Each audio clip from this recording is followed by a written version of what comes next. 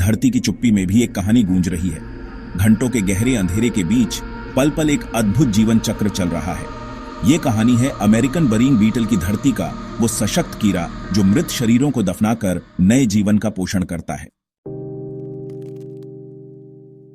America का यह बरिंग beetle अपनी मोटी काली नारंगी चौतक को चमकाता है और अपनी लंबी मजबूत शरीर से जंगल के मलबे को खुद रौंदता चला जाता है। ये कीड़े आकार में तो बड़े हैं, लगभग 2.5 से 4.5 सेंटीमीटर लंबे और रंग में कालापन पीला संयोजन लिए हुए हैं। दिन में खुद को पत्तों या मिट्टी में छिपा लेते हैं और रात होते ही उड़ान भरकर मृत जानवरों की तलाश में निकलते हैं। तापमान सही होते ही, जैसे ही रात का तापमान 15 डिग्री सेल्सियस से ऊपर जाता है, ये सक्रिय हो उठते हैं। खुदाई की अनोखी इस कला का आरंभ तब होता है जब ये कीड़े कहीं सूखे पत्तों में बंद एक मृत जानवर की खुशबू सूंघ लेते हैं। ये अद्भुत गंध से महरूम हाथ में रखे भी सूंघ सकते हैं कि कई मील दूर मरे हुए जीव पड़े हैं। फिर क्या होता है, इनकी दुनिया में नौटंकी जैसी झगड़ा मच जाता है। कई नर और नारी बरिंग बीटल एक ही शव के लिए भिड़ जाते हैं, मगर अंत में एक जोड़ी अपनी जीत दर्ज करती है। जीतने के बाद ये जोड़ नाटक की एक अनूठी टीम बनाते हैं। वे मृत शरीर को ग्रस्त करके डिक्कर की तरह घुमाते हुए उसे छोटे गड्ढे की ओर खींचते हैं। पीछे से फील्ड टीम भी आती है। वैज्ञानिकों ने इन पर रिपोर्ट की कि इक्वाइल प्रोविजनिंग करके हमें उनकी मदद करनी पड़ी है। टीम प्रत्येक गड्ढे में एक मृत क्वाइल बटेर दफनाती है ताकि ये कीड़े शुरुआती भोजन पाएं और अपना प्रजनन चक्र शुरू कर सकें। ये छोटा लेकिन अहम कदम बरिंग बीटल को उचित और सुरक्षित निवास देता है। एक बार शव जमा दिए जाने पर असल जादू शुरू होता है। बीटल अपने लीवर जैसे जबड़ों से गड्ढे खोदते हैं और शव को मिट्टी से ढक देते हैं। फिर अपने जीव द्रव्य नालियों से शव पर विशेष रसायन चढ़ाते हैं जो उसे सड़ने से रोकते हैं, यानी इसे प्राकृतिक तरीके से संरक्षित करते हैं। ये दृष्टि जैसे किसी खून जांग की फिल्म के घर की सी है, लेकिन इसकी वजह से कीड़े न सिर्फ खुद को खाने पीने का साधन देते हैं, बल्कि नवजात लार्वा के लिए भी भोजन बनाते हैं। मां बीटल श्रम से लार्वा को भोजन खिलाती है, पहले खुद खुराक खाकर फिर अपने ग्रंथित अन्न द्रव्य, स्टोर किए गए मृत ऊतक को निगलकर लार्वों को उलटी के जरिए खिलाती है। शुरुआती चरण में पेड़ों पर जीवाश्म भूषण की तरह यह द्रव्य लार्वों को ताकतवर बनाता है। जितनी घृणित यह प्रक्रिया सुनने में है, उतना ही महत्वपूर्ण यह है पृथ्वी के जीवन चक्र के लिए। ये कीट प्राणी मात्र के लिए शवों की सफाई करते हैं, जिससे जंगल में बिखरे मरे जंतुओं की बदबू और रोग फैलने का खतरा कम होता है। वे शवों को मिट्टी में मिलाकर उसे पोषक तत्वों में बदल देते हैं। जैसे घर के कचरे से वर्मी कंपोस्ट तैयार हो, वैसे ही ये मृत शरीर को नाइट्रोजन, फास्फोरस आदि में बदल देते हैं। इससे आसपास की मिट्टी उर्वर बनती है और पौधों को जीवन मिलता है।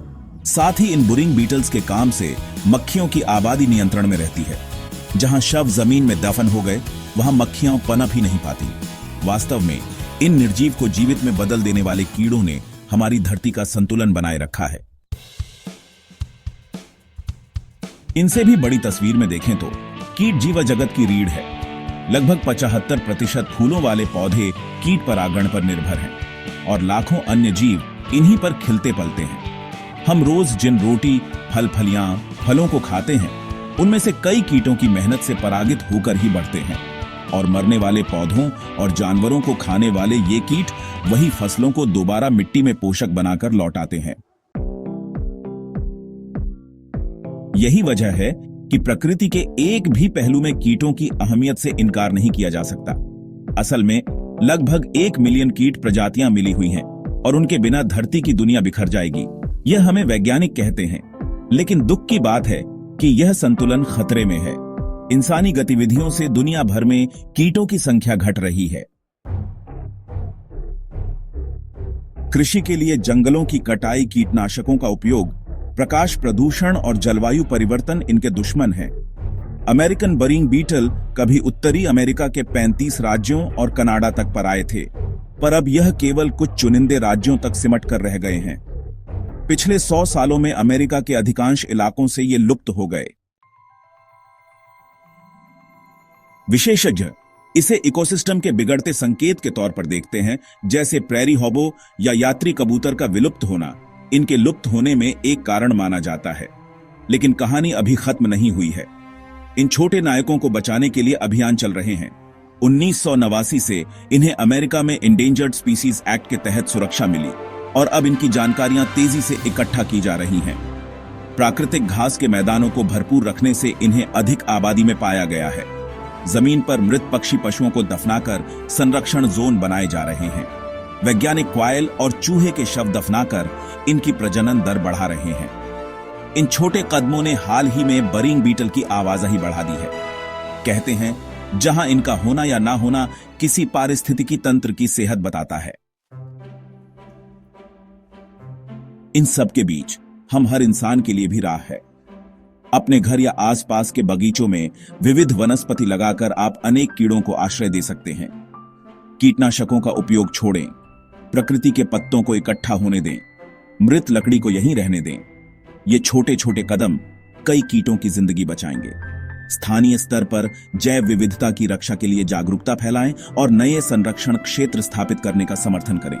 ये कदम कहीं दूर का सपना नहीं, बल्कि आज की हमारी जिम्मेदारी है। हमारी धरती के सबसे छोटे रक्षक अमेरिकन बरिंग बीटल की ये कहानी हमें प्रकृति की एकता की याद दिलाती है। जब हम इनकी कहानी सुनते हैं तो समझ आता है कि एक छोटे से कीड़े का अस्तित्व भी हमारे जैविक जाल को कैसे बनाए रखता है। अगर हमने इन्हें खो दिया तो न जाने कितने वृक्ष, घास के मैदान और इंसानी जीवन भी प्रभावित होंगे। इसलिए आइए आज ही संकल्प लें, हमारी धरती को बचाने के लिए छोटे छोटे कदम उठाएं, कीटों को बचाएं और उनके महत्व को अपनाएं। अगर आपको यह कहानी प्रेरणादायक लगी हो तो कृपया इसे लाइक करें, सब्सक्राइब करें और अपने प्रियजनों के साथ साझा करें। मिलकर हम इस संदेश को फैलाएं और हर कीट के लिए एक सुरक्षित दुनिया बनाएं। धन्यवाद।